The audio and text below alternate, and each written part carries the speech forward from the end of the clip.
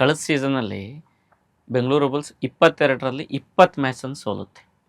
ಪ್ರದೀಪ್ ನರ್ವಾಲ್ ಅಂತಹ ಟ್ಯಾಲೆಂಟೆಡ್ ಇದ್ರೂ ಅವರೇ ನೀವು ಹೇಳಿದ್ರಿ 3 ಬಾರಿ ಅವರೇ ಟೀಮನ್ನು ಟಾಪಿಗೆ ತೊಗೊಂಬಂದರು ಅಂತ. ಅಂಥವ್ರು ಇದ್ರೂ ಯಾಕೆ ಸೋಲ್ತಿದೆ ಅಂತ ಪ್ರಶ್ನೆ ಬರುತ್ತೆ. ಮತ್ತು ಒಂದಷ್ಟು ನಾವು ಅಬ್ಸರ್ವ್ ಮಾಡ್ದಂಗೆ 12 ಟೀಮ್ಗಳಲ್ಲಿ ಸ್ಟಾರ್ ಪ್ಲೇಯರ್ಗಳಿರ್ತಾರೆ, ಸಡನ್ನಾಗಿ ಅವ್ರ ಪರ್ಫಾರ್ಮೆನ್ಸ್ ಡಿಪ್ ಆಗುತ್ತೆ.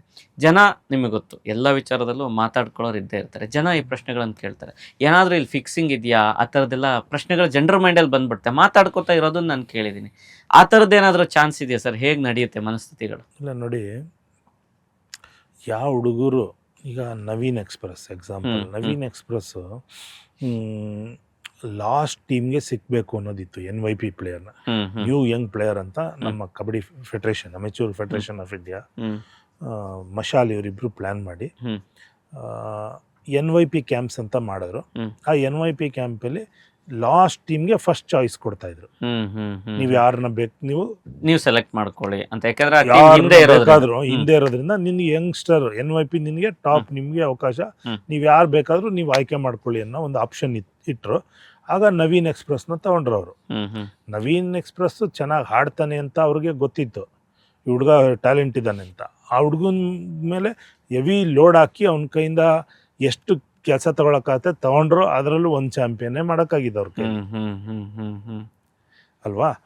ಆಮೇಲೆ ಹಿಂದೆ ಇದ್ದ ಕಬಡ್ಡಿ ಇದೆಯಲ್ವಾ, ಅದು ಆ ಕಬಡ್ಡಿ ಬೇರೆ, ಈ ಕಬಡ್ಡಿ ಬೇರೆ. ನಾವು ಆಡ್ತಿದ್ದಿದ್ದು ಕಬಡ್ಡಿ ಮಣ್ಣು ಮೇಲೆ. ಆ ಕಬಡ್ಡಿನಲ್ಲಿ ಒಂದು ಜೋಸ್ ಇತ್ತು, ಒಂದು ಕಿಕ್ ಇತ್ತು. ನಾವೆಲ್ಲ ಪ್ರತಿಯೊಬ್ಬರು ನಾವು ಒಳ್ಳೆ ಸ್ನೇಹಿತರಿದ್ರು ಕೂಡ ನಾವು ಮ್ಯಾಚಿಗೆ ಬಂದಾಗ ನಾವು ಯಾವ ಸ್ನೇಹಿತರು ಇಲ್ಲ, ಏನೂ ಇಲ್ಲ. ನಿನ್ನ ಟೀಮ್ ನಿಮ್ಮದು, ನನ್ನ ಟೀಮ್ ನಂದು, ನಾನು ಗೆಲ್ಲಬೇಕು, ನೀವು ಗೆಲ್ಲಕ್ಕಾಡ್ತೀರ, ಆಡಿ ಅಂತ ಇದ್ವಿ ಹೊರತು ಸ್ವಲ್ಪ ನಿಧಾನವಾಗಿ ಆಡು ಅಂತಲೂ ಹೇಳ್ತಿರ್ಲಿಲ್ಲ. ಎತ್ತಾಕ್ಬೇಡ, ಜೋರಾಗಿ ಹೊಡಿಬೇಡ ಅಂತ ಹೇಳ್ತಿರ್ಲಿಲ್ಲ. ಅವ್ರ ಆಟ ಅವರು, ನಮ್ಮ ಆಟ ನಾವು ಆಡ್ಕೊತಿದ್ವಿ. ಈ ಥರ ಇತ್ತು. ಇವಾಗೆಲ್ಲ ಹುಡುಗರುಗಳು ಈಗ ಕಬಡ್ಡಿ ಗ್ಲಾಮರ್ ಬಂದಮೇಲೆ, ಈ ಮ್ಯಾಟ್, ಸಿಂಥೆಟಿಕ್ ಮ್ಯಾಟು ಇದೆಲ್ಲ ಬಂದ ನಂತರ ಹುಡುಗರದು ಮನಸ್ಥಿತಿನೇ ಬೇರೆ, ಅವ್ರದ್ದು ಆ್ಯಟಿಟ್ಯೂಡೇ ಬೇರೆ ಇದೆ ಈಗ.